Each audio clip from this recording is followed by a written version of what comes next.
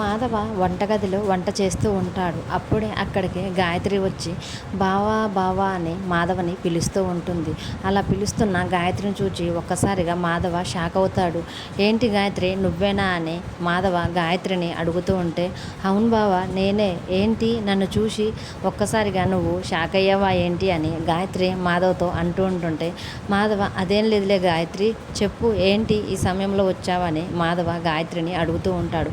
అప్పుడు గాయత్రి, ఏం లేదు బావా, ఇప్పుడు నా పేరు గాయత్రి కాదు బావా, మిస్సెస్ వరుణ్ గాయత్రి అని ఇప్పటి నుంచి అందరు నన్ను అలాగే పిలుస్తున్నారు బావా అని గాయత్రి మాధవతో అంటూ ఉంటుంటే ఆ మాటలు విని మాధవ చాలా బాధపడుతూ ఉంటాడు. నేను చెప్పేది అబద్ధం కాదు బావా, నిజం. నేను వరుణ్ అనే వ్యక్తిని పెళ్లి చేసుకొని నా మెడలో తాళి కట్టించుకొని మరి ఇక్కడికి వచ్చాను. నిన్ను మళ్ళీ నేను ఇబ్బంది పెట్టడానికి కానీ నా మెడలో తాళి కట్టమని అడటానికి కానీ నేను ఇక్కడికి రాలేదు బావా అని మాధవతోటి గాయత్రి అంటూ ఉంటుంటే గాయత్రి అనే మాటలకు మాధవ చాలా బాధపడుతూ ఉంటాడు. తర్వాత మాధవ వైపు చూస్తూ, అయినా కానీ నువ్వు ఎందుకు ఇంటి వెనక నుంచి వచ్చావు అని మాధవ గాయత్రిని అడుగుతూ ఉంటే అప్పుడు గాయత్రి మాత్రం, నాకు మనసుకు అర్థమైంది బావా, కానీ నా కాళ్ళకు అవి అర్థం కాలేదు, అందుకనే ఎప్పటిలాగానే మన అరటి తోటల నుంచి వెనక నుంచి వచ్చాను బావా అని మాధవతోటి గాయత్రి అంటూ ఉంటుంది. ఆ మాటలకు మాధవ గాయత్రి వైపు చూస్తూ చాలా బాధపడుతూ ఉంటాడు.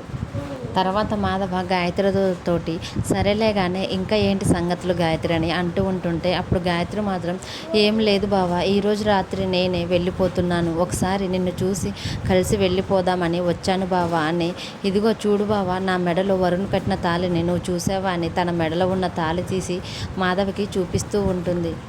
తర్వాత ఆ తాళిబొట్టును చూపిస్తూ, బావా ఇది వేరే వాళ్ళు నా మెడలో కట్టారు కాబట్టి ఇక నుంచి నీకు నాకు ఏ సంబంధం కూడా ఉండదు బావా, కానీ ఈ తాళిని నువ్వే నా మెడలో కడతావని నేను చాలా కలలు కన్నాను, చాలా ఆశపడ్డాను, కానీ అది నెరవేరలేదు కదా బావా అని మాధవ వైపు చూస్తూ అంటుంటే మాధవ మాత్రం గాయత్రి మాటలకు ఏం చెప్పాలో తెలియక అలాగే ఉండిపోతాడు. తర్వాత గాయత్రి, బావా మనం ఎన్నో అనుకుంటాం, ఎన్నో కావాలని జరగాలని కూడా ఆశపడతాం, కానీ మన తలరాతలో ఏది జరగాలనుంటే అదే జరుగుతుంది కదా బావా అని గాయత్రి మాధవ్తోటి తన మనసులోని బాధని ప్రేమని మాధవ్ ముందు చెప్పుకొని చాలా బాధపడుతూ ఉంటుంది.